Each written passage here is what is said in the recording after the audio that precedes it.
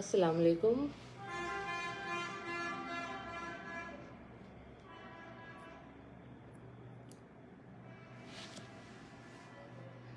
I hope मेरी आवाज़ clear आ रही होगी। मेरा नाम डॉक्टर अस्मा राय है और मैं रेजिडेंट यूरोलॉजिस्ट हूँ।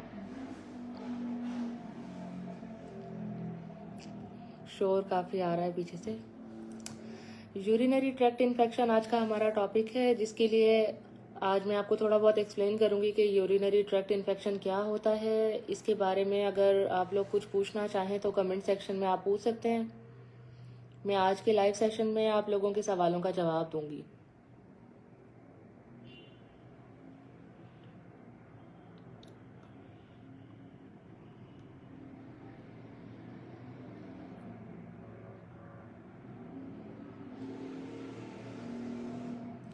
अच्छा, यूरिनरी ट्रैक्ट इन्फेक्शन पे मैंने एक वीडियो भी बनाई थी पहले, अगर आप लोगों ने देखी हो।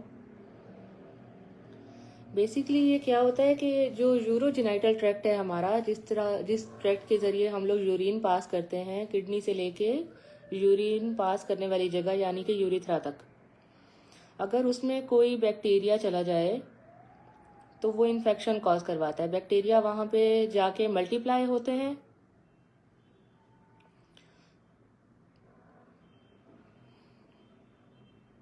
वैसे तो हमारी बॉडी में इम्यून सिस्टम होता है, यानी कि हमारी कुव्वत मुदाफ़त, जो हमें इन्फेक्शंस के खिलाफ लड़ने में मदद करती है।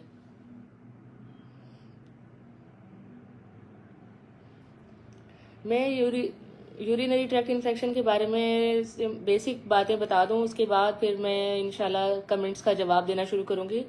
आप लोगों के जो भी सवाल हो आप कमेंट सेक्शन में सवाल कर दें। मैं इस वीडियो के अंदर आपके सारे सवालों का जवाब दूंगी इंशाल्लाह।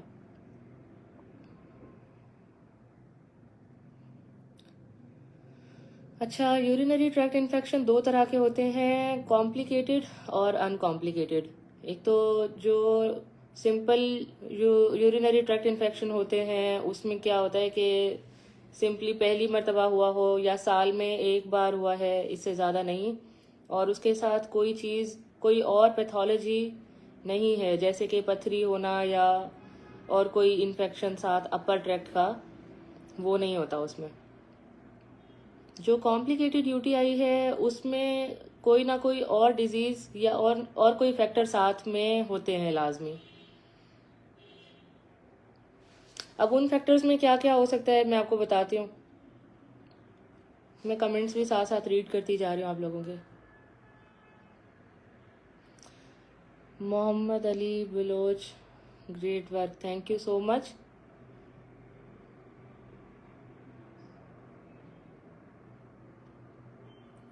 आपको मेरी आवाज़ क्लियर आ रही है सबको?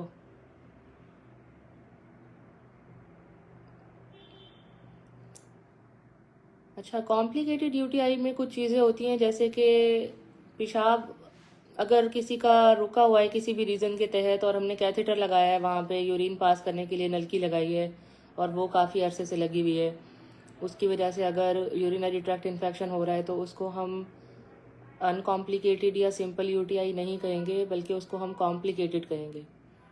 अगर साल में 3 बार से ज़्यादा यूरिनरी ट्रैक्ट इन्फेक्शन किसी को हो रहा है, चाहे वो मेल हो या फीमेल हो, तो वो भी कॉम्प्लिकेटेड यूटीआई कहलाएगा।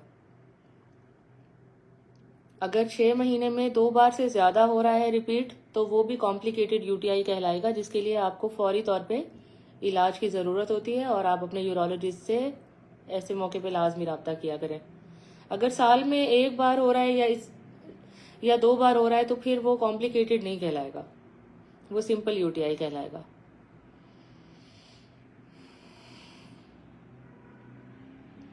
इसके काफ़ी सारे रिस्क फैक्टर्स हैं। अच्छा, रिस्क फैक्टर्स में बहुत सारी चीज़ें आ जाती हैं, जिसमें जो है ना, ज़्यादातर रिस्क फैक्टर्स ऐसे हैं कि फीमेल में यूटीआई होने के चांसेस ज़्यादा होते हैं।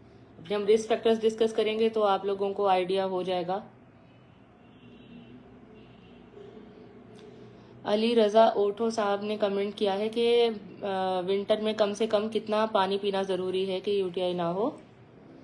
तो विंटर में आजकल जो मौसम चल रहा है उसमें 2 से 3 लीटर कम से कम पानी पीना ज़रूरी है, और गर्मियों में 7 से 8 लीटर पानी पीना ज़रूरी है। बट वो भी डिपेंड करता है कि अगर कोई एसी में बैठ रहा है और उसका स्वेटिंग इतना ज़्यादा नहीं हो रही है तो वो थोड़ा कम पानी पिए भी तो खैर है। लेकिन जो लोग बाहर काम कर रहे हैं गर्मी में, जिनकी स्वेटिंग बहुत ज़्यादा हो रही है, या वो फीमेल्स हैं जो किचन में मुसलसल काम कर रही होती हैं, हर किसी का लाइफ स्टाइल अलग होता है, तो वो फिर इससे भी ज़्यादा पानी पिएंगी गर्मियों में। और विंटर में 2 से 3 लीटर इनफ है। हम कह देते हैं पेशेंट्स को 7-8 लीटर पिए, लेकिन ऐसा नहीं होता। विंटर में नहीं पिया जाता 7-8 लीटर। अच्छा, रिस्क फैक्टर्स की बात कर रहे थे हम लोग, जैसे कि वो सारे रिस्क फैक्टर्स जिनकी वजह से यूरिनरी ट्रैक्ट इन्फेक्शन होने के चांसेस ज़्यादा हो जाते हैं। तो उसमें पहला रिस्क फैक्टर जो है वो ओबेसिटी है। बहुत ज़्यादा मोटे होने, जो बहुत ज़्यादा मोटे लोग होते हैं, या दूसरा रिस्क फैक्टर है जिनकी इम्यूनिटी स्ट्रॉन्ग नहीं होती, जिनको कोई ऑटो इम्यून डिसऑर्डर हो, उनका कुव्वत मुदाफ़त सही काम ना कर रहा हो, जिसमें 2 बीमारियां टॉप ऑफ द लिस्ट आ जाती हैं। एक डायबिटीज़ मेलाइटस, शुगर के मरीज़, और दूसरे एड्स वाले, और तीसरे मेल नरिश, जिनकी खुराक अच्छी नहीं है, कमज़ोर हैं, या फिर जो बूढ़े लोग हैं, ओल्ड एज अफराद हैं। ये सब लोग जो है ना, इनका कुव्वत मुदाफ़त का सिस्टम इतना स्ट्रॉन्ग नहीं होता जितना जवानी में होता है, ओल्ड एज में इतना नहीं होता। और डायबिटीज़ वालों का, एड्स वालों का कुव्वत मुदाफ़त का निज़ाम बहुत कमज़ोर होता है, जिसकी वजह से इन्फेक्शन होने के चांसेस ज़्यादा हो जाते हैं। ठीक है।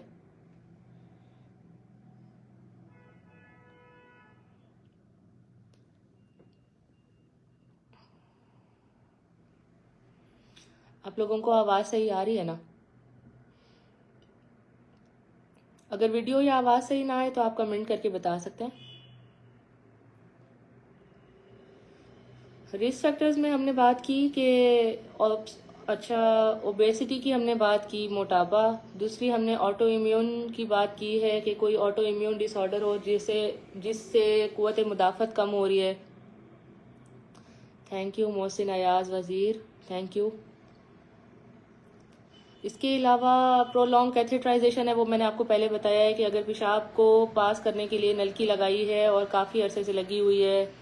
इसके अलावा मैंने आपको एज का बताया है कि जो बढ़ी हुई उम्र है उसमें होता है ज़्यादा, क्योंकि उनका कुव्वत मुदाफ़त का निज़ाम कमज़ोर होता है। HIV हो गया, डायबिटीज़ है। इसके बाद आ जाती है, thank you doctor Rabi Sheikh, thank you. इसके बाद आ जाता है सिस्टोस्कोपी, यानी कि जब हम पेशेंट का मसाना अंदर से देखने के लिए जो हम प्रोसीजर करते हैं, अगर कभी ऐसा हो कि पेशेंट को किसी भी वजह से कोई पथरी थी मसाने में, या कोई ग्रोथ थी, या कैंसर हो, या कोई और प्रॉब्लम हो यूरिथ्रा का या ब्लैडर का, यूरिनरी ब्लैडर का, तो हम उसे अंदर से देखने के लिए जो कैमरा पास करते हैं, उस प्रोसीजर को सिस्टोस्कोपी कहा जाता है। सिस्टोस्कोपी। तो उसके बाद जब हम वो सिस्टोस्कोप, वो लोहे का ज़ाहिर है एक टूल होता है, वो जब हम पास करते हैं उसके आगे कैमरा लगा हुआ होता है, तो उससे हम मसाने को देखते हैं। लेकिन वो देखने करने में कुछ ना कुछ उसकी जो स्किन है वो इरिटेट होती है, जिसकी वजह से यूरिनरी ट्रैक्ट इन्फेक्शन हो सकता है सिस्टोस्कोपी के बाद। ठीक है।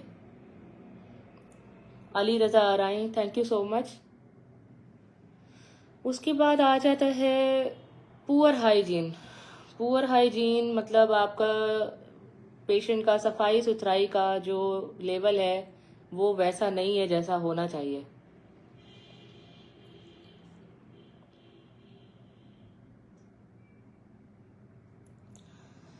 हसन वकार, आपका जो कमेंट है उसके लिए आपकी प्रॉपर हिस्ट्री लेना ज़रूरी है।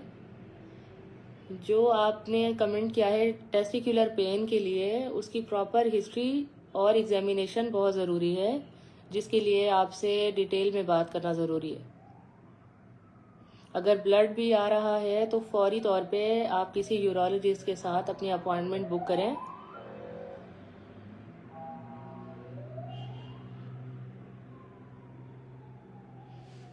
मैं एक कमेंट है वो थोड़ा बड़ा है तो उसे फुल करके देखती हूँ।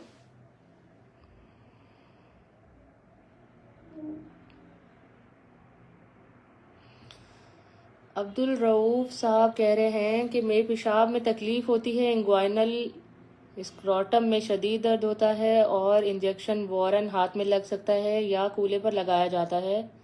मुझे किसी मुआयने की ज़रूरत तो नहीं? अब्दुल रऊफ साहब, आपको मुआयने की बिल्कुल ज़रूरत है। आपको क्यों पेन हो रहा है? नॉर्मली तो हमें पेन नहीं होना चाहिए। इंग्वाइनल स्क्रोटल हो चाहे फ्लैंक पेन हो, यूरिन पास करते हुए किसी भी किस्म का पेन नहीं होना चाहिए। तो अगर आपको पेन हो रहा है तो आप इंजेक्शन वॉरन खुद से मत लगाएं, आप यूरोलॉजिस्ट से रब्ता करें। आपके करीबी कोई होंगे या आप मुझसे रब्ता कर सकते हैं। मेरा तो सोशल मीडिया पे आने का यही मकसद है कि आप लोग ऑनलाइन घर बैठे मुझसे मशवरा कर सकें और उसके बाद आप मेडिसिन लें, बजाय इसके कि आपको साइड इफ़ेक्ट्स का ना पता हो। तो अगर आपको इंग्वाइनल स्क्रोटल या किसी भी किस्म का यूरिन पास करते हुए किसी भी जगह पर पेन हो रहा है तो ये नॉर्मल बात नहीं है। इसके लिए आप किसी यूरोलॉजिस्ट के साथ फौरी तौर पर रब्ता करें। अगर आप जा सकते हैं किसी यूरोलॉजिस्ट के पास, अगर आप किसी ऐसे इलाके में रहते हैं जहाँ पे करीबी आपको कोई यूरोलॉजिस्ट मिल जाएंगे तो आप उनसे जाके अपना मुआयना करवाएं। अगर आप किसी ऐसी जगह पे रहते हैं जहाँ पे यूरोलॉजिस्ट अवेलेबल नहीं है तो फिर आप मेरे नंबर पे मुझसे अपॉइंटमेंट बुक करवा सकते हैं। आपकी डिटेल्ड हिस्ट्री के बाद आपको सजेस्ट किया जा सकता है। थैंक यू इनाम शेख।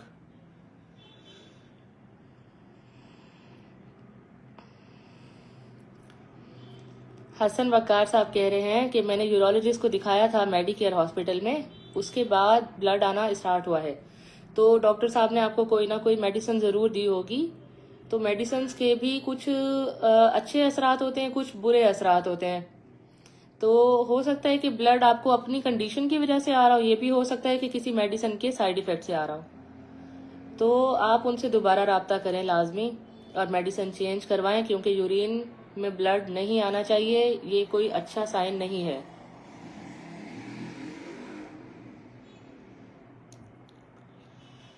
नवीद रमज़ान अराई कह रहे हैं कि हम अपनी किडनीज को कैसे बचा सकते हैं जबकि हम ब्लड प्रेशर की मेडिसिन भी ले रहे हैं। नवीद रमज़ान अराई, हम लोग हाइड्रेशन से सिर्फ अपने किडनीज को बचा सकते हैं, सिर्फ और सिर्फ हाइड्रेशन। जितना पानी हमें डेली पीना चाहिए उतना हम पिएं और हमारी डाइट में फाइबर और प्रोटीन की मिकदार नॉर्मल हो। हम ज़्यादा कैल्शियम वाली और ज़्यादा यूरिक एसिड वाली चीज़ें ना खाते हों और पानी पूरा पिएं। और जब यूरिन आए तो हम कभी भी उसको होल्ड ना करें, यूरिन को कभी भी होल्ड ना करें, टाइम पे यूरिन करने जाएं और हाइजीन का ख्याल रखें। तो ब्लड प्रेशर की जो मेडिसिन है उसके लिए भी अगर आप मेडिसिन ले रहे हैं तो आप अपनी कोमॉर्बिड्स को कम करने के लिए प्रॉपर डाइट, प्रॉपर हाइड्रेशन, तीसरी चीज़ है एक्सरसाइज। 30 मिनट्स एक्सरसाइज लाजमी होती है। सबको ये लगता है कि एक्सरसाइज सिर्फ फिट रहने के लिए या वजन कम करने के लिए होती है, ऐसा नहीं है। हमारी बॉडी के सारे ऑर्गन्स को बहुत अच्छे से काम करने के लिए एक्सरसाइज की ज़रूरत है। जब हम एक्सरसाइज करते हैं 30 मिनट्स, हमारा हार्ट रेट बहुत हाई हो जाता है, तो सारे ऑर्गन्स, हमारी बॉडी के सारे ऑर्गन्स अपना काम बेहतर तरीके से परफॉर्म कर सकते हैं। तो सिर्फ हाइड्रेशन, प्रॉपर डाइट और हमारी बॉवल हैबिट्स अच्छी होनी चाहिए, यानी कि स्टूल पास करते हैं जो हम, तो हमें प्रॉपर फाइबर लेना है अपनी डाइट के अंदर। तो हाई कैलोरी डाइट नहीं लेनी है, हाई यूरिक एसिड वाली डाइट नहीं लेनी है, हाई कैल्शियम वाली डाइट नहीं लेनी है। तो प्रॉपर अगर डाइट होगी, कंट्रोल डाइट और हाइड्रेशन होगी, तो फिर ब्लड प्रेशर की टेबलेट के बावजूद हमारे किडनी खराब नहीं होंगे इंशाल्लाह।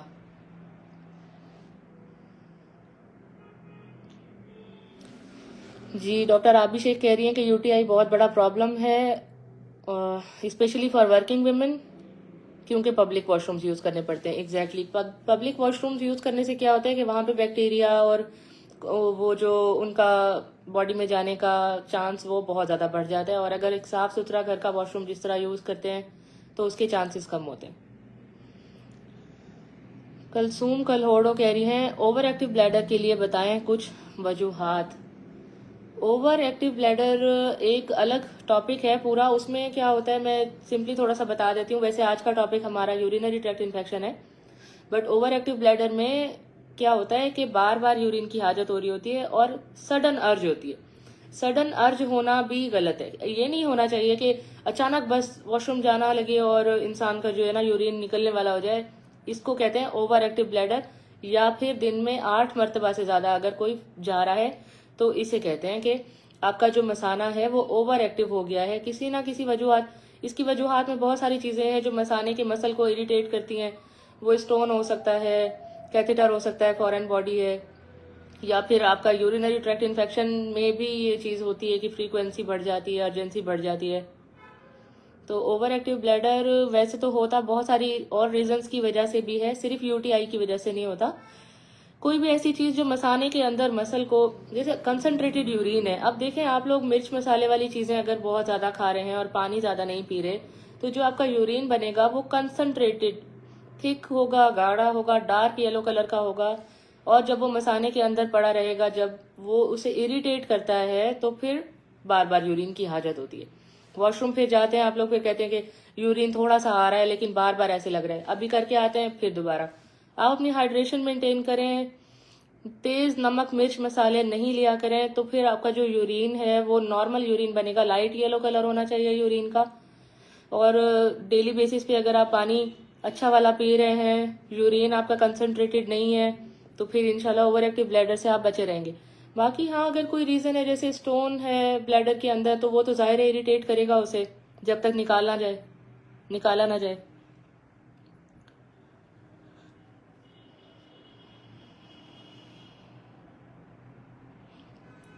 इमरान तुनियो साहब कह रहे हैं कि एक पर्सन है वो ऑलरेडी एक मेडिसिन ले रहा है और he suffering from UTI, then should continue the same medicine. Imran Tunio साहब, ऐसे पेशेंट का जिसको कोई मेडिसिन लेने के बाद अगर असर नहीं हो रहा या उसकी कंप्लेन सेम रहती हैं, तो उसके लिए ये देखना पड़ेगा कि वो रेजिस्टेंट तो नहीं हो गया। रेजिस्टेंट होना भी हमारे लिए बहुत, हमारे पाकिस्तान में हकीमों की वजह से, या जो डॉक्टर्स नहीं है लेकिन हॉस्पिटल या मेडिकल सेंटर चला रहे हैं या फिर क्लिनिक अपना खोल के बैठे हुए हैं, तो उनको साइड इफेक्ट्स के बारे में पता नहीं होता। 2-2, 3-3 एंटीबायोटिक्स एक साथ दे देते हैं। ये भी नहीं बताते कि 7 दिन पूरे करने से पहले ये नहीं छोड़नी है, या उसका प्रॉपर डोज क्या है। उससे क्या होता है कि पेशेंट की बॉडी में उस एंटीबायोटिक का असर खत्म हो जाता है। तो हो सकता है कि जिस पेशेंट के बारे में आप पूछ रहे हैं उनको उस मेडिसिन का असर खत्म हो चुका हो, वो रेजिस्टेंट हो गए हों। अब इस चीज को कंफर्म करने के लिए क्या करना पड़ता है, एंटीबायोटिक्स बंद करके, सारी मेडिसिन बंद करने के बाद 48 आवर्स का गैप देने के बाद यूरिन का एक रिपोर्ट होता है, यूरिन CS, यानी कि कल्चर सेंसिटिविटी। अगर किसी को लगता है कि उसकी बॉडी में एंटीबायोटिक असर नहीं करती और वो चाहते हैं, आप लोगों में से, देखने वालों में से अगर कोई चाहता है कि वो देखे कि उसके ऊपर एंटीबायोटिक्स का असर क्यों नहीं होता, क्या वो रेजिस्टेंट तो नहीं हो गया, तो वो क्या करे कि कोई भी मेडिसिन नहीं लेनी, 48 आवर्स का गैप होना चाहिए। उसके बाद सुबह अर्ली मॉर्निंग यूरिन का सैंपल देना है, उसका टेस्ट करवाना है, यूरिन CS, कल्चर सेंसिटिविटी करवाएंगे तो आपको पता चल जाएगा कि एंटीबायोटिक कौन कौन सी आप रेजिस्टेंट हो चुके हैं, कौन कौन सी एंटीबायोटिक के साथ आप सेंसिटिव हैं। तो जिन एंटीबायोटिक्स के साथ आप सेंसिटिव हैं वो एंटीबायोटिक्स आप पे असर करती हैं। जिन एंटीबायोटिक्स के आगे R या रेजिस्टेंट लिखा हो तो वो एंटीबायोटिक्स आप पे असर नहीं करेंगी, चाहे आपको यूरिनरी ट्रैक्ट इन्फेक्शन हो, चाहे आपको गले का इन्फेक्शन हो, चाहे आपको स्टमक का इन्फेक्शन हो, किसी भी किस्म का बॉडी में इन्फेक्शन हो। लेकिन अगर आप फॉर एग्जाम्पल, मिसाल के तौर पे, अगर आप सिप्रोफ्लॉक्सासिन से रेजिस्टेंट हो गए हैं तो किसी भी इन्फेक्शन के टाइम आपको सिप्रोफ्लॉक्सासिन असर नहीं करेगी। अगर आप एजिथ्रोमाइसिन के साथ रेजिस्टेंट हो गए हैं तो आपको फिर कभी भी जिंदगी में वो एंटीबायोटिक असर नहीं करेगी। जिन एंटीबायोटिक्स के साथ आप सेंसिटिव हैं सिर्फ वही एंटीबायोटिक्स आप पे असर करेंगी। तो जिस पेशेंट के बारे में आप पूछ रहे हैं उसके बारे में ये चेक करना पड़ेगा कि वो उस मेडिसिन के साथ रेजिस्टेंट तो नहीं हो गए। अब्दुल रऊफ साहब कह रहे हैं कि आप किस तरह इलाज करेंगी, मेरी रिहाइश कराची में है, मुआयना किस तरह होगा। अब्दुल रऊफ साहब, मैं सिर्फ आपसे पूरी बात सुनने के बाद, आपकी सारी कंप्लेंट्स सुनने के बाद, आपकी पूरी हिस्ट्री लेने के बाद आपको मेडिसिन सजेस्ट कर सकती हूँ, लेकिन कुछ चीज़ें, कुछ बीमारियां ऐसी होती हैं जिसके लिए फिजिकली मिलकर मुआयना करना ज़रूरी होता है, तो वो मैं नहीं कर सकूंगी, क्योंकि मेरा फ़िलहाल कोई क्लिनिक नहीं है। मैं ऑनलाइन अपॉइंटमेंट्स लेती हूँ और मॉर्निंग में गवर्नमेंट हॉस्पिटल में होती हूँ। अगर आप वहाँ आ सकते हैं तो वहाँ पर आकर करवा सकते हैं, ये भी एक ऑप्शन है।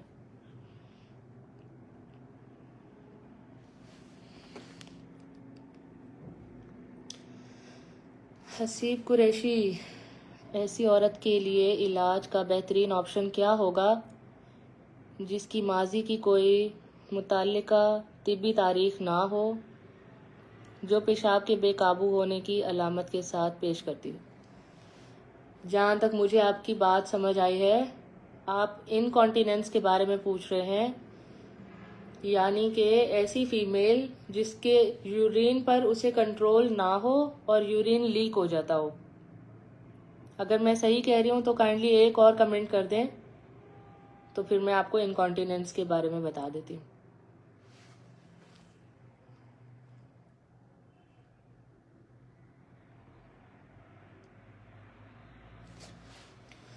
शबाहत अयाज कह रही हैं, अस्सलाम वालेकुम डॉक्टर साहिबा, I want to ask that how to prevent dehydration in winters. Winter में दो तरह से डिहाइड्रेशन होती है, एक तो पानी कम पीने की वजह से और दूसरा हमारे सांस लेने की वजह से, क्योंकि एटमॉस्फेयर पूरा ड्राई होता है। ड्राई ब्रीदिंग की वजह से भी हमारा हाइड्रेशन लॉस होती है। तो दो चीज़ें आपने करनी है, खुद को कवर्ड रखना है, अपना रूम टेम्परेचर मेंटेन करके रखें, बाहर जब भी निकलें अच्छे से कवर्ड होके निकलें, और उसके अलावा पानी का इंटेक अच्छा लें। हम क्या करते हैं, चाय कॉफ़ी पे जोर देते रहते हैं, सादा पानी हम लोग नहीं पीते सर्दियों में। चाय कॉफ़ी तो यूरिन कंसंट्रेटेड होता है, जिसकी वजह से विंटर में यूटीआई बहुत होता है। तो प्लेन वाटर प्रेफर करें पूरी सर्दियाँ। चाय कॉफ़ी बेशक पिएं, लेकिन अपनी लिमिट में। Thank you Kulsoom Kalhoro, thank you Shabat Ayaz. Abdul Sattar ने पूछा है, पेशाब में जलन की क्या वजह है। पेशाब में जलन की सबसे कॉमन रीज़न है कंसंट्रेटेड यूरिन। जो यूटीआई को समझने के लिए पहले कंसंट्रेटेड यूरिन को आपका समझना ज़रूरी है। एक होता है डाइल्यूटेड यूरिन, यानी कि पानी जैसा, ठीक है, मतलब जिसके अंदर नमकियात बिल्कुल कम हो। नमकियात से मुराद है जो भी केमिकल्स उसके अंदर होते हैं वो सब कम हो। अगर वो पानी की तरह है तो उसे डाइल्यूटेड बोलेंगे।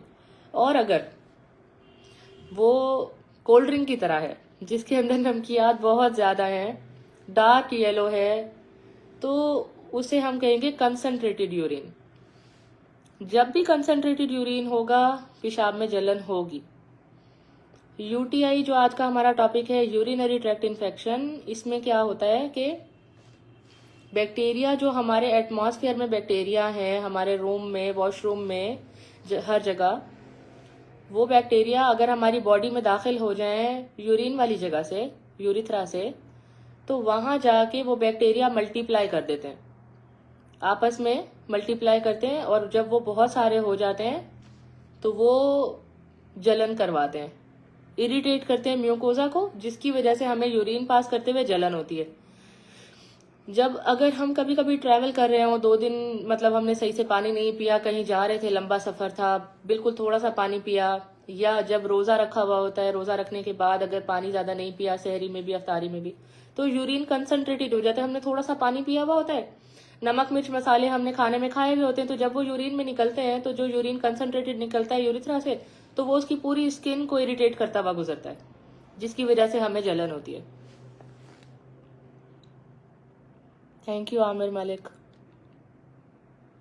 शबात अयाज कह रही हैं, यूटीआई को कैसे रोका जा सकता है।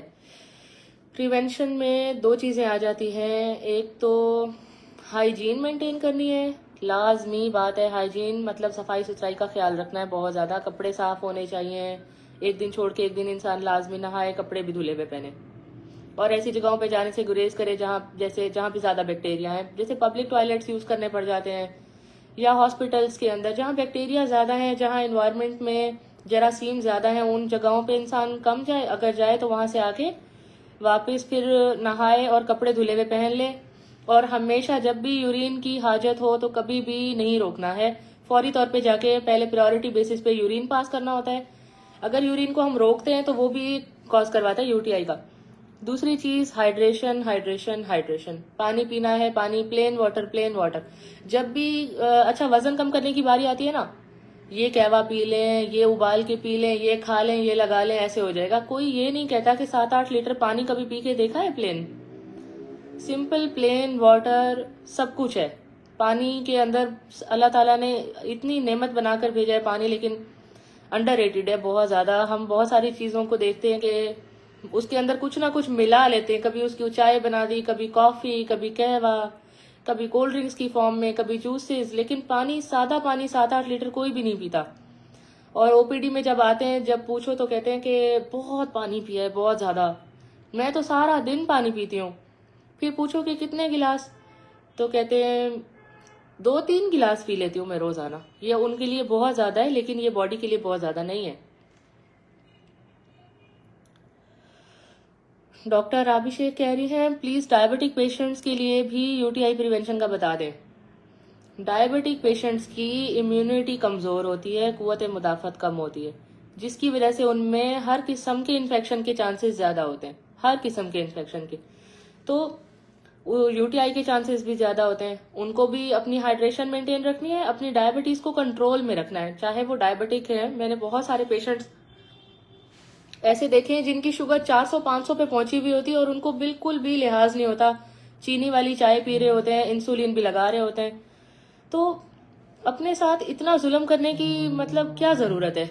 आप अपनी डायबिटीज जो है, शुगर कंट्रोल में रखें। अगर वो नॉर्मल वैल्यूज में आ रही है, आप चीनी से परहेज कर रहे हैं, वाइट शुगर से, गुड़ से, मीठी चीजें नहीं खा रहे आप, अगर आपकी शुगर कंट्रोल में रहती है तो क्यों इन्फेक्शन होगा?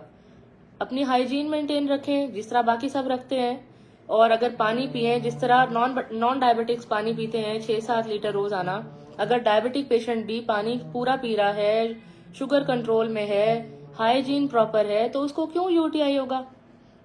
यूटीआई उनको इसलिए होता है क्योंकि वो अपनी शुगर कंट्रोल नहीं कर रहे होते, नहीं कर पा रहे होते, मीठे से परहेज नहीं कर पा रहे होते, पानी ज्यादा नहीं पी रहे होते। Thank you Aamir Malik. मोहम्मद इशफाक मुश्ताक पूछ रहे हैं how to get online appointment.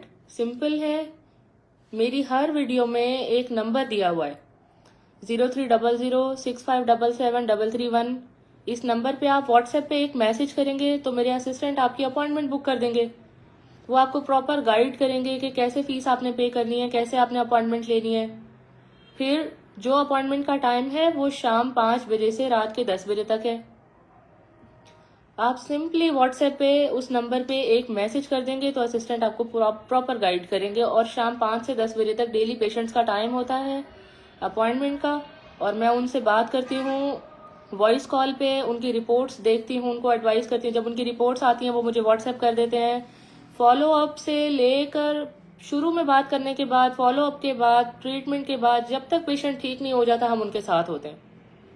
उनको कोई क्यूरी होती है, कोई प्रॉब्लम हो, बीच में उन्होंने कुछ पूछना है, तो हर वक्त उनको अपॉइंटमेंट नहीं लेनी पड़ती। वो एक बार अपॉइंटमेंट जब लेते हैं तो अगर कोई 2-4 चीजें उन्होंने पूछनी है, उसके बाद मेडिसिन किस तरह लेनी है, डाइट के बारे में, हाइड्रेशन के बारे में, तो वो पूछ लेते हैं। इतना इतना ईजी है, इससे ज्यादा आसान और क्या होगा कि आप एक नंबर पे मैसेज करें और आपको डॉक्टर आगे से रिस्पॉन्ड करे।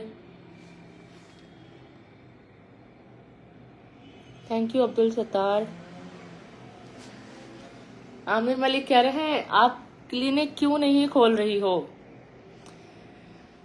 क्लिनिक के बारे में प्लान कर रहे हैं, इंशाल्लाह ताला बहुत जल्द खोलेंगे क्लिनिक जरूर, लेकिन फिलहाल बस कुछ महीने का इंतजार है, उसके बाद क्लिनिक करूंगी इंशाल्लाह। फिर बस बाय फेस फिर मिलकर पेशेंट्स को डील कर लिया करेंगे। जब तक क्लिनिक नहीं है तब तक आप लोग ऑनलाइन अपॉइंटमेंट बुक कर सकते हैं।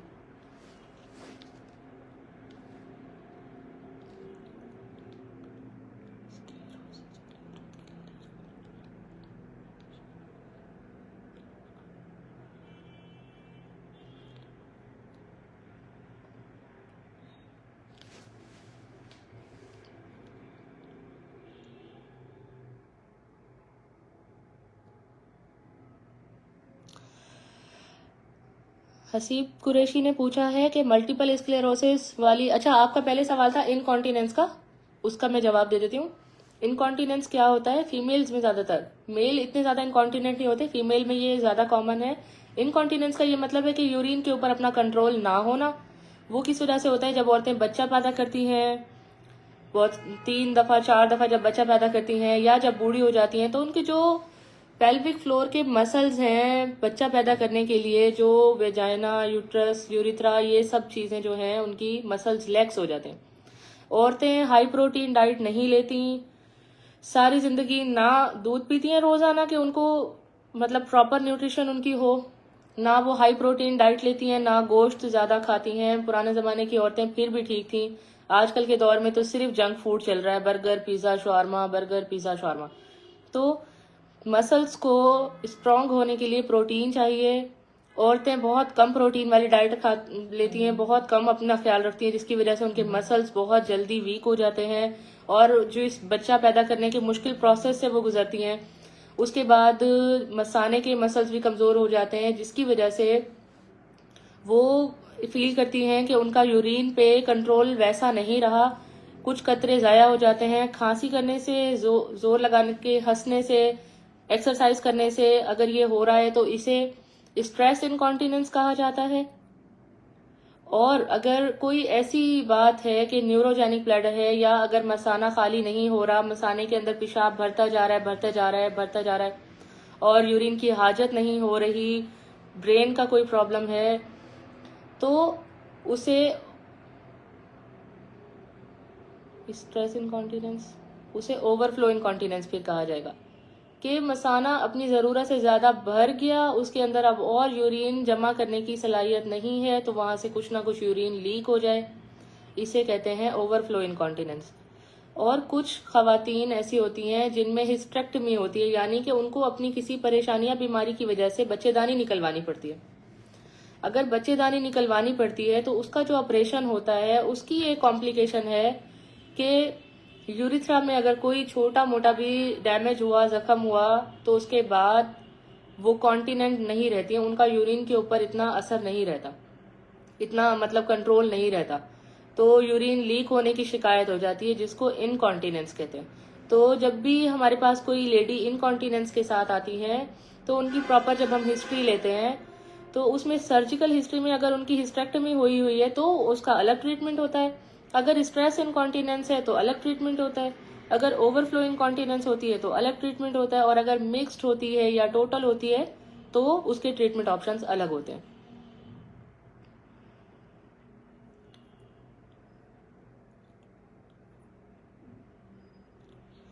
शबाहत अयाज कह रही हैं kindly share your consultation number, I want your consultation. Shabahat Ayaz, मेरा कंसल्टेशन नंबर है 030065777331। जब ये वीडियो एंड होगी तो ये नंबर प्रोवाइड कर दिया जाएगा, आपको सेंड भी कर देंगे, और मेरी हर वीडियो, जितनी भी मेरी अवेयरनेस की वीडियोस हैं उनके ऊपर नंबर मेंशन किया हुआ होता है, वही सेम नंबर है।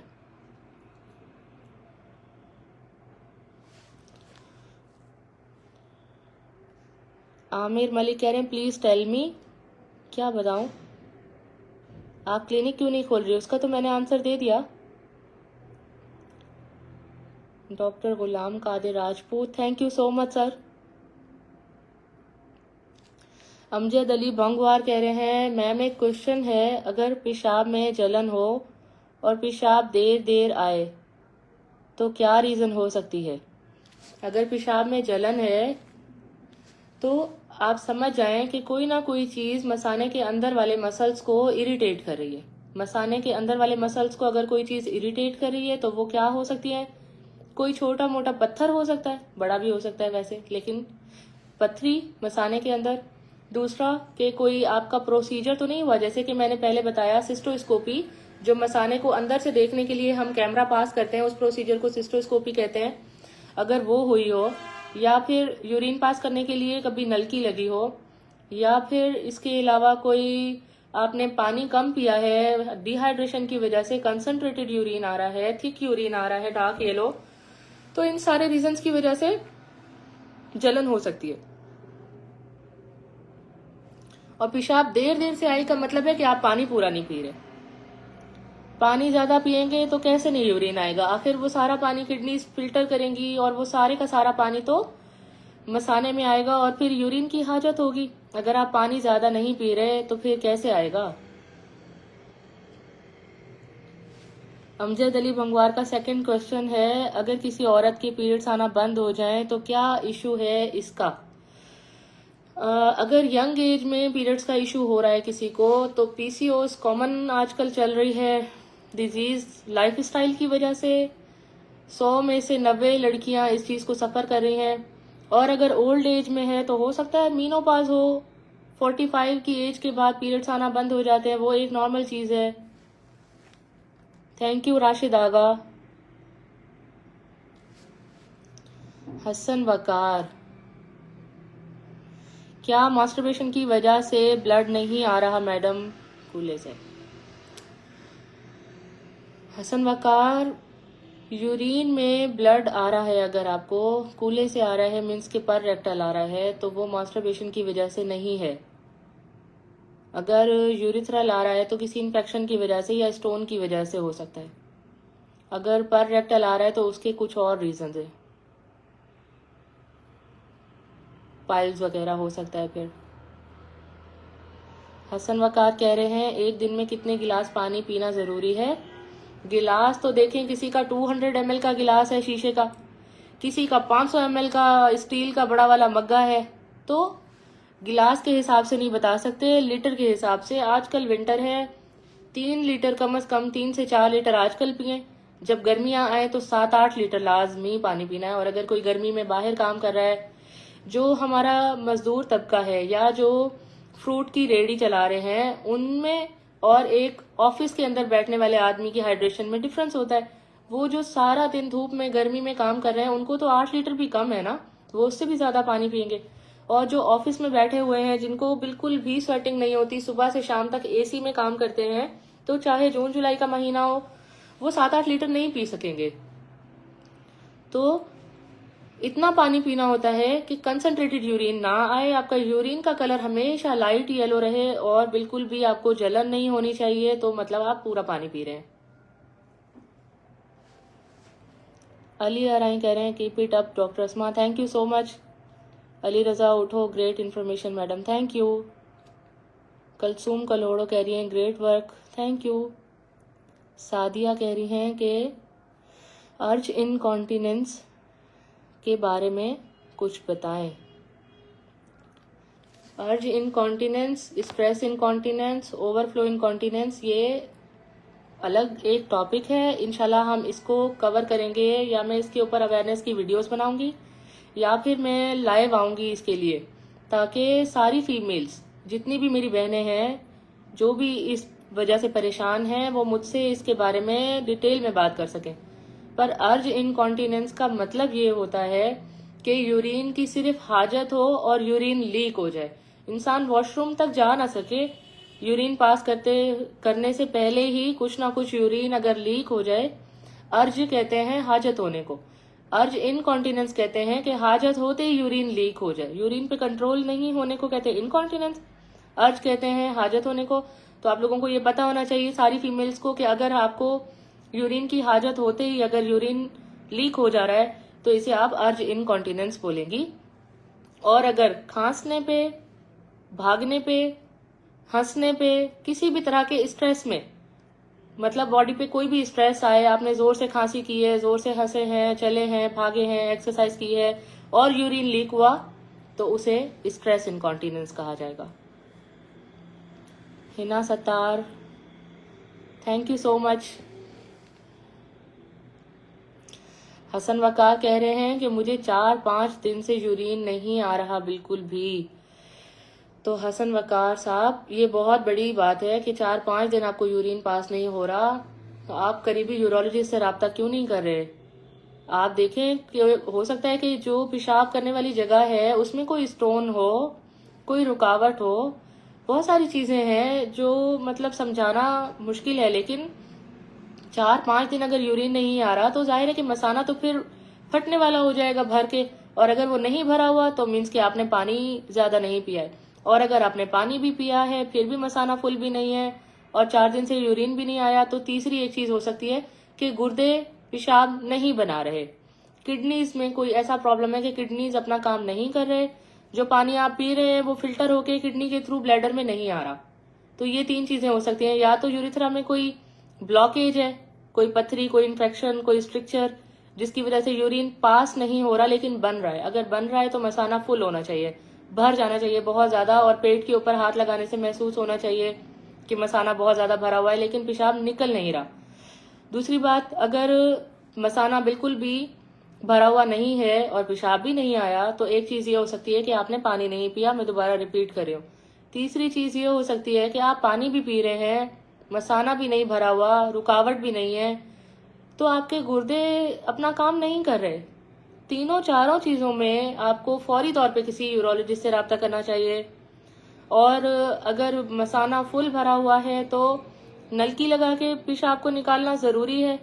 और अगर मसाना नहीं भरा हुआ तो फिर आपकी सारी रिपोर्ट्स वगैरह हों कि किडनी अपना काम क्यों नहीं कर रहे, क्यों पेशाब नहीं बन रहा।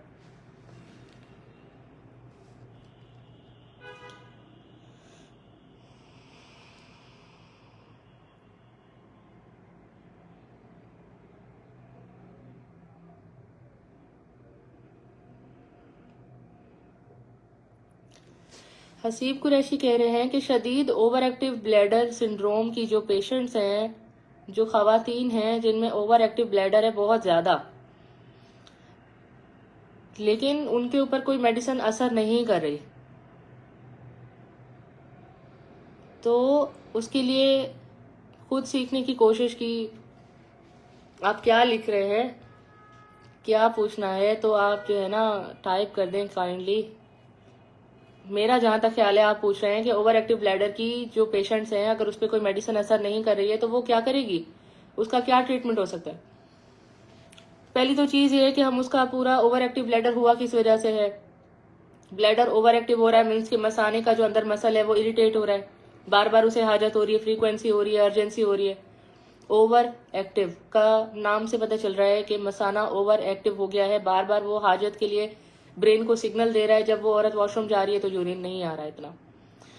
उसके लिए ओवर एक्टिव ब्लैडर के लिए कम करने के लिए सिंपली 1-2 हमारे पास मेडिसिन हैं, काफी इफेक्टिव हैं लेकिन लॉन्ग टर्म में काम आती हैं। और दूसरी चीज पेल्विक फ्लोर एक्सरसाइजेस भी इसमें बहुत इंपॉर्टेंट है। इनकॉन्टिनेंस में भी, ओवर एक्टिव ब्लैडर में भी हमारी खवातीन एक्सरसाइज नहीं करती हैं, जिसकी वजह से, और एक तो एक्सरसाइज नहीं करती, प्रोटीन डाइट नहीं लेती, मसल्स बिल्कुल वीक होते हैं, और फिर उसके बाद जब ये प्रॉब्लम्स होते हैं तो वो उन प्रॉब्लम्स को छुपा लेती हैं, टाइमली किसी को बताती नहीं है। जब वो प्रॉब्लम बहुत ज़्यादा बढ़ जाता है तब वो किसी के साथ शेयर करती हैं। तो अगर फार्मास्यूटिकल एजेंट्स के साथ काम नहीं हो रहा है तो डेफिनेटली हम उसका लाइफ स्टाइल चेंज करेंगे, प्रॉपर हिस्ट्री और एग्जामिनेशन के बाद, रूल आउट करने के बाद कि ओवर एक्टिव ब्लैडर का कॉज क्या था। अमजद अली भंगवार कह रहे हैं मैरिड हैं, 2 बच्चे हैं, असल में वक्फे का इंजेक्शन लगवाया था 24 अप्रैल 2023 को, 6 महीने का, उसके बाद नहीं आए हैं पीरियड्स, क्योंकि पीरियड्स होते हैं हार्मोनल साइकिल की वजह से। तो जब बच्चे बंद करवाने के इंजेक्शन लगाए जाते हैं तो मोस्टली ऐसा होता है कि पीरियड्स की साइकिल इरेगुलर हो जाती है। तो अगर फैमिली है, बच्चे हैं और खुद आपने बच्चे रोकने के लिए अगर इंजेक्शन लगवाया है और फीमेल को अगर कोई बड़ा साइड इफेक्ट, साइन सिम्टम नहीं आ रहा, तो इस कंडीशन को ऐसे रहने दें। थैंक यू इमरान तुनियो साहब। अली रजा राई कह रहे हैं मैम अगर यूरिन का कलर चेंज हो जाए डार्क तो कोई इशू तो नहीं होता। डार्क अगर येलो ही है, डार्क येलो कलर है, तो सिंपल सी बात है, कंसंट्रेटेड यूरिन है, 4-5 गिलास पानी पी लें, सादा सिंपल प्लेन वाटर पी लें, कोई कहवा चाय कॉफी जूस कोल्ड ड्रिंक नहीं पीनी, सिंपल पानी पियेंगे, वो डार्क येलो से लाइट येलो हो जाएगा, 2-3 घंटे के बाद जो आपको यूरिन पास होगा नॉर्मल हो जाएगा। दूसरा, यूरिन कलर की बात यह है कि अगर रेड आ रहा है, मैरून आ रहा है, पर्पल आ रहा है, ब्लैक आ रहा है, तो फिर खतरे वाली बात है। फिर उसके लिए ट्रीटमेंट या वो आपको कॉज देखना जरूरी है कि क्यों ऐसा हो रहा है।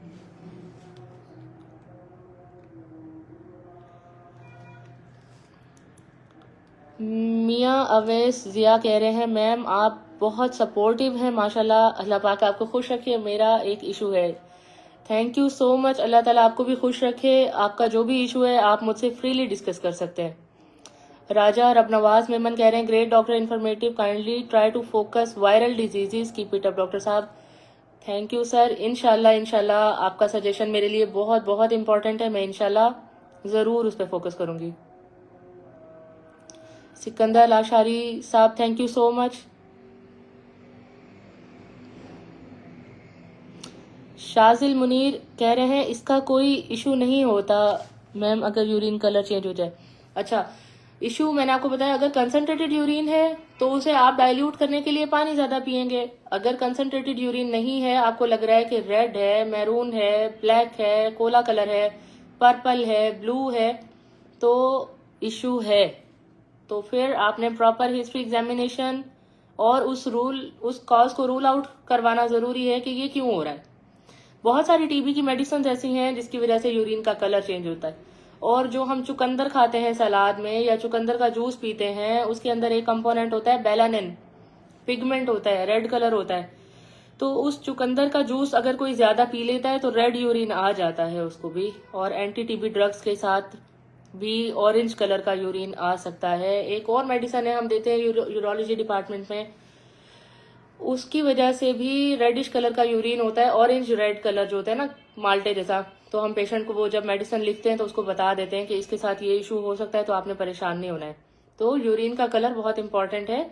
सिर्फ डार्क येलो कंसंट्रेटेड यूरिन का कोई इतना इशू नहीं है, उसको तो आप घर बैठ के भी रिजॉल्व कर सकते हैं पानी ज्यादा पीकर, लेकिन बाकी सारे प्रॉब्लम्स को आप घर बैठ के रिजॉल्व नहीं कर सकते। शाजिल मुनीर, अच्छा, हसीब कुरैशी कह रहे हैं, what would be the best treatment option for a mother of 3 children who has distressing symptoms of stress urinary incontinence despite performing regular pelvic floor exercises for the past 3 months? She wants an operation with a short hospitalization and quick recovery as she has to look after her young children. अगर वो completely 3 महीने pelvic floor exercise करने के बाद भी इनकॉन्टिनेंट हैं, तो हो सकता है कि जो पीछे उनके बेबी हुए हैं उनकी हिस्ट्री लेनी पड़ेगी कि कौन से ऑपरेशन हुए थे, इंस्ट्रूमेंटेशन तो नहीं हुई थी। इंस्ट्रूमेंटेशन हुई हो, या अगर ऑब्स्ट्रक्टेड लेबर हुआ हो, या फिर कोई ऐसी सर्जरी हुई हो उनकी पास्ट में जिसकी वजह से उनको फिस्टूला बन चुका हो। अब फिस्टूला क्या है, खवातीन में क्या होता है कि मसाने और वेजाइना के दरमियान एक बारीक एबनॉर्मल सुराख बन जाता है, ओपनिंग, जहां से यूरिन लीक होता रहता है। तो फीमेल में, अगर आपको फीमेल की एनाटमी के बारे में थोड़ा सा आइडिया हो, तो फॉर एग्जांपल इस तरह से अगर उनको सामने से देखा जाए, तो अगर इधर यूरिथ्रा है और यहाँ पे वेजाइनल ओपनिंग है तो वो बिल्कुल करीब करीब होते हैं। अगर अंदर से उनके कोई एबनॉर्मल ओपनिंग बनी हुई है तो क्या होगा कि वहां से यूरिन लीक होता रहेगा कंटिन्यू। उसके लिए फिर वो उस फिस्टूला को रिपेयर करना जरूरी होता है। तो फिर उस फीमेल का अगर ये डायग्नोसिस हो जाती है तो फिर उसकी एक शॉर्ट सर्जरी होती है और हॉस्पिटलाइजेशन का टाइम भी इतना ज्यादा नहीं होता, जिसके बाद वो नॉर्मल जिंदगी गुजार सकती हैं।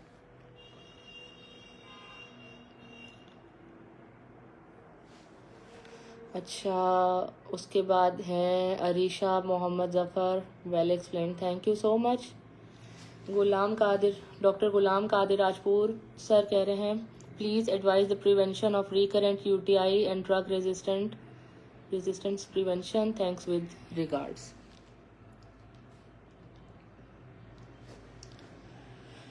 जी सर कह रहे हैं कि प्रिवेंशन के बारे में बता दें कि रिकरेंस ना हो, ड्रग रेजिस्टेंस को कैसे प्रिवेंट कर सकते हैं। अब ड्रग रेजिस्टेंस क्या है, मैंने आपको बताया कि एक दवाई अगर हम लेते हैं और वो हमने प्रॉपर पूरा टाइम भी नहीं ली, पूरा डोज भी नहीं था, हमने जल्दी छोड़ दी या कभी ली कभी नहीं ली, तो उस दवाई का असर हमारी बॉडी पे खत्म हो जाएगा। उस दवा का जब हमारी बॉडी पे जो असर खत्म हो जाएगा उसे कहते हैं रेजिस्टेंस। हमारी बॉडी उस ड्रग के ऊपर रिप्लाई नहीं कर रही, ठीक है, रिस्पॉन्स नहीं दे रही, इसको कहते हैं ड्रग रेजिस्टेंस। तो इससे बचने के लिए पहली बात तो ये है कि जब भी आप एंटीबायोटिक लेंगे, डॉक्टर से पूछ के जैसा उसने बताया है, जितना डोज उन्होंने बताया है, जो इंस्ट्रक्शंस आपको दी हैं, उसको फॉलो करते हुए आपने वो दवाइयां खानी। अपनी मर्जी से आप लोग 1 दिन 2 दिन की दवाई लेते हैं, बाकी 5 दिन खत्म, जैसे ही साइन सिम्टम खत्म होते हैं उसी दिन दवाई बंद कर देते हैं अपनी मर्जी से, तो फिर वो दवाई नेक्स्ट टाइम आपको असर नहीं करती। अगर इस वक्त जब आप मेरी ये वीडियो देख रहे हैं और अब आप अगर रेजिस्टेंट हो चुके हैं 3-4 मेडिसिन से, तो भी अगर आप आगे चल के इन बातों पे अमल करेंगे तो बाकी जो मेडिसिन रह गई हैं उससे तो रेजिस्टेंट होने से बच जाएंगे ना। तो आप कभी भी, एक तो आप जब किसी डॉक्टर के पास जाएं और उससे जब आप मशवरा करें तो आप मेक श्योर करें कि वो डॉक्टर उस स्पेशलिटी का डॉक्टर है, उस डॉक्टर की क्वालिफिकेशन और कैलिबर क्या है।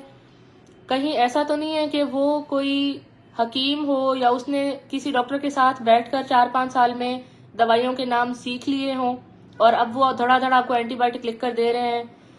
और उसके अलावा रिकरेंट यूटीआई की प्रिवेंशन में ये है कि अगर किसी को 6 महीने में 2 बार से ज्यादा, अगर किसी को 1 साल में 3 बार से ज्यादा यूरिनरी ट्रैक्ट इन्फेक्शन हो रहा है तो वो समझ जाए कि वो प्रॉब्लम में आ सकता है, चाहे मेल हो चाहे फीमेल हो। तो उनको प्रिवेंशन के लिए अपना हाइड्रेशन स्टेटस हमेशा मेंटेन रखना है। गर्मियों में 7-8 लीटर पानी पिए, सर्दियों में 3 लीटर से ज्यादा पानी पिए। उसके अलावा कभी भी कंसंट्रेटेड यूरिन आए तो हाई यूरिक एसिड वाली डाइट, यानी कि साग पालक टमाटर वाली डाइट ज्यादा ना ले, तेज मिर्च मसाले ना ले और ज्यादा कैल्शियम की गोलियां बिला वजह ना खाए, ताकि उसे बार बार ये चीज ना हो। अपनी हाइजीन मेंटेन रखे, सफाई सुथराई का प्रॉपर ख्याल रखे और अपनी इम्यूनिटी पे फोकस करे। उसको आखिर साल में 3 बार से ज्यादा क्यों इन्फेक्शन हो रहा है, यानी कि उनका जो कुव्वते मुदाफत का निजाम है वो इतना बेहतर नहीं है जितना बाकी सबका है। अगर सर्दी है तो सबसे पहले चेस्ट इन्फेक्शन उसको होगा जिसकी इम्यूनिटी सबसे ज्यादा कमजोर होगी। बाकी सारे आराम से ठंडी हवा में घूम रहे होंगे, वो बीमार सबसे पहले होगा जिसकी कुव्वते मुदाफत सबसे ज्यादा कमजोर होगी। अब अगर कोई डायबिटिक है या अगर किसी को ऑटो इम्यून कोई डिजीज है तो वो अपना ज्यादा ख्याल रखेगा ना। और वो सारी लड़कियां या लड़के जिनकी कुव्वत मुदाफत कम है वो अपनी कुव्वत मुदाफत पे काम करें। खजूरें जो होती हैं, डेट्स, ये कुव्वत मुदाफत बढ़ाने का सबसे अच्छा जरिया है और सबसे ज्यादा अंडररेटेड है। लोग डेट्स नहीं खाते जबकि पाकिस्तान में इजीली अवेलेबल है और बहुत महंगी भी नहीं है। खजूरें खाने से कुव्वत मुदाफत बढ़ेगी, ड्राई फ्रूट्स खाने से कुव्वत मुदाफत बढ़ेगी, दूध पीने से, जितनी भी ताकत वाली चीजें हैं अच्छी, तलबीना है, नबीज है, जो नबी पाक सल्लल्लाहु अलैहि वसल्लम की बताई हुई 2 चीजें हैं, ये अगर हम अपनी डाइट में शामिल कर लेते हैं तो कुव्वत मुदाफत इतनी स्ट्रांग हो जाएगी कि फिर ये छोटी मोटी चीजों से आपको इन्फेक्शन नहीं लगेगा।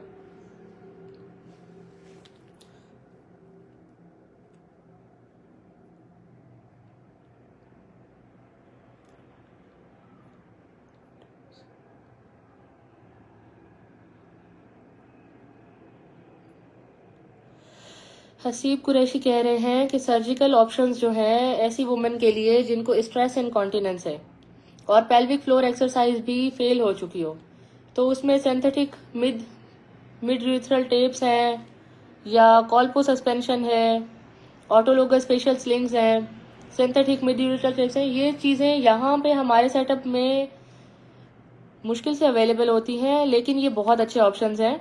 जहाँ पे ये चीज़ें अवेलेबल हैं तो उनके लिए बेस्ट ऑप्शंस हैं। वाकई में आप सही कह रहे हैं, बिल्कुल। थैंक यू सो मच, आपने ये कमेंट किया, यहाँ पे सबके लिए इन्फॉर्मेटिव होगा।